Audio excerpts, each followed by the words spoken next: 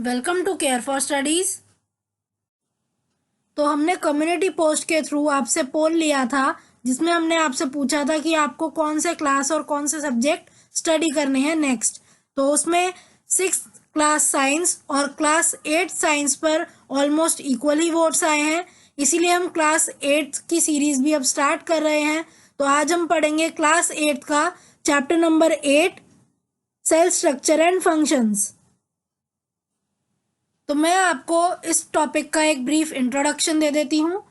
तो आपने देखा होगा कि हमारे आसपास बहुत सारे तरह के लिविंग ऑर्गेनिज्म होते हैं। There is a large variety of organism around us. They have different shapes and sizes. तो सभी शेप और साइज में डिफरेंट होते हैं। उनकी जो फूड हैबिट्स हैं, जो हैबिटेट हैं, वो भी डिफरेंट होती हैं। जैसे आपने देखा होगा अपने आसपास इतने सारे तरह के लिविंग ऑर्गेनिज्म होते हैं। ये क्या, इससे भी ज़्यादा तरह के होते हैं। ये grass hopper, frog, elephant, giraffe, बहुत सारी वैरायटी के ऑर्गेनिज्म होते हैं, प्लांट्स होते हैं। तो ये सभी साइज में, शेप में, फूड हैबिट में, हैबिटेट में बहुत सारी इनमें डिसिमिलैरिटीज़ होती हैं। लेकिन अगर मैं बात करूँ इनमें एक सिमिलैरिटी की, तो इनमें एक बेसिक सिमिलैरिटी है कि ये जो सारे ही ऑर्गेनिज्म हैं ये बने होते हैं सेल्स के साथ। तो सेल्स क्या होते हैं? Cells may be compared to bricks. Bricks are assembled to make a building. Similarly, cells are assembled to make the body of every organism. तो देखो, सेल बहुत छोटी छोटी यूनिट्स होती हैं और सेल को हम समझ सकते हैं, इसको कंपेयर कर सकते हैं हम ब्रिक के साथ। जैसे कि एक बिल्डिंग बनाने के लिए हम ईंटों का इस्तेमाल करते हैं, ब्रिक का इस्तेमाल करते हैं। ब्रिक्स को जोड़ जोड़ के हम एक पूरी बिल्डिंग बना देते हैं। इसीलिए इसी तरह से जो सेल हैं ये भी आपस में जुड़ के, ये आपस में कंबाइन करके पूरा एक ऑर्गेनिज्म बना लेते हैं। So cells are assembled to make the body of every organism. तो सेल को कंबाइन करके ही एक पूरा ऑर्गेनिज्म बनता है। तो सेल की डिस्कवरी कैसे हुई, किसने डिस्कवर किया, आइए ये हम पढ़ लेते हैं डिस्कवरी और सेल के अंदर। तो रॉबर्ट हुक ने डिस्कवर किया था सेल को। Robert Hooke in 1665 observe slices of cork under a simple magnifying device. तो रॉबर्ट हुक ने 1665 में कॉर्क की स्लाइसेस ली और मैग्नीफाइंग डिवाइस उसने लिया। ये एक मैग्नीफाइंग डिवाइस है, या आप इसे माइक्रोस्कोप भी कह सकते हो।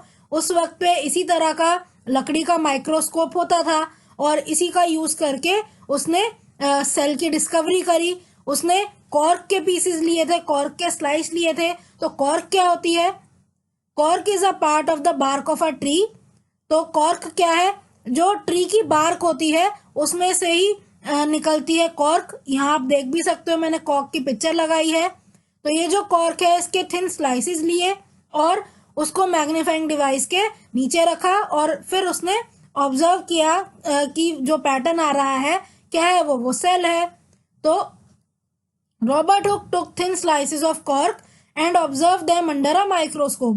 तो उसने जो कॉर्क की स्लाइसेस ली थी उसको माइक्रोस्कोप के नीचे रखा और फिर उसे ऑब्जर्व किया। सो हुक नोटिस पार्टीशन बॉक्सेस और compartments in the cork slice.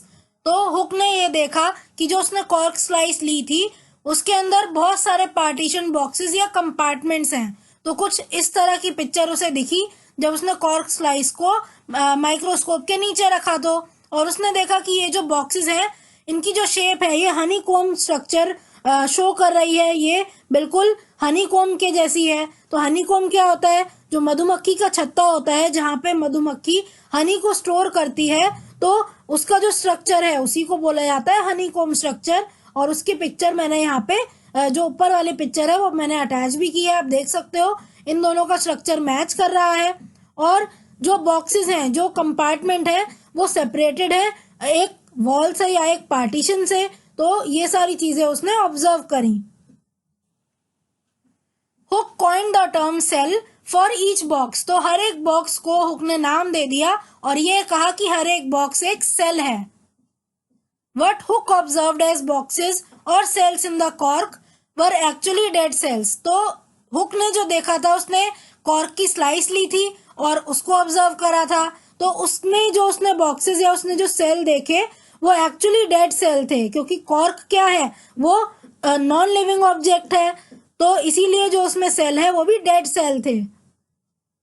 The dead cells of cork observed by Robert Hooke were found to be empty. तो आप यहाँ देख सकते हो कि ये जो सेल है अंदर क्या है, ये खाली है, एम्प्टी है।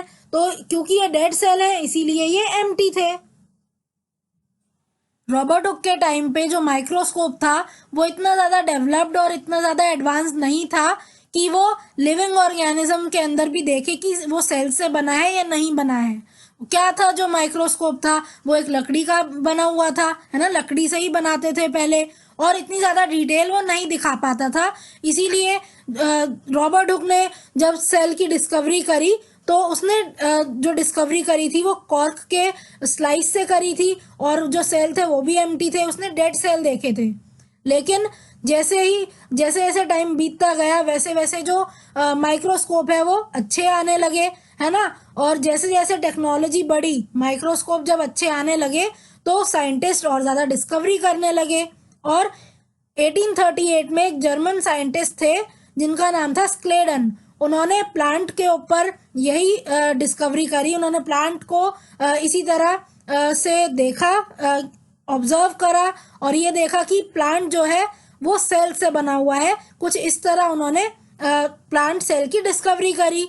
इसी तरह उनके एक साल बाद मतलब 1839 में एक जर्मन साइंटिस्ट क्वान थे, उन्होंने एनिमल सेल की डिस्कवरी कर ली। उन्होंने देखा कि एनिमल्स भी सेल से बने हुए हैं। अब इन दोनों ने मिलकर सेल थ्योरी दे दी इसी बेसिस पर, और ये कहा कि cell is the basic structural and functional unit of all living organism.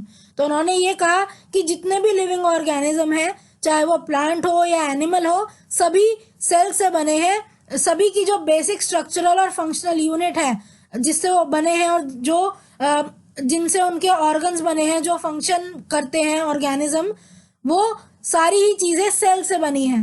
उन्होंने एक और चीज़ बोली कि all cells arise from pre existing cells. उन्होंने कहा जितने भी सेल हैं वो प्री एग्जिस्टिंग सेल से बने हैं। पहले ही कोई एक सेल होगा और उसी को डिवाइड करते करते नए सेल बनते जाते हैं। तो सेल बेसिकली है क्या? Cells are basic unit of life. All the living beings are made up of cell. तो बेसिक यूनिट लाइफ की सेल है। हर एक ऑर्गेनिज्म सेल से ही बना होता है। Just as a house is made up of bricks, in the same way a living organism is made up of cells. तो जिस तरह से एक घर ब्रिक का बनता है ना, घर बनाने के लिए ईंटें जोड़नी पड़ती हैं, और जोड़ जोड़ के ब्रिक्स को पूरा एक वॉल बन जाती है। वॉल्स पे और ब्रिक्स आप लगाओ, पूरा घर बन जाता है। इसी तरह सेल को जोड़ जोड़ कर पूरा ऑर्गेनिज्म बन जाता है। So thank you for watching. आज की क्लास के लिए बस इतना ही। अगर आपको ये वीडियो पसंद आई हो तो इसे लाइक करें, इसे शेयर करें, और हमारे चैनल को सब्सक्राइब करें and hit the bell icon, जिससे हम जब भी एक नई वीडियो डालें तो उसका नोटिफिकेशन आप तक सबसे पहले पहुंचे। Thank you. आप अपने डाउट्स, सजेशंस और आपको जिस भी टॉपिक पर वीडियो चाहिए हमें कमेंट करके बताएं।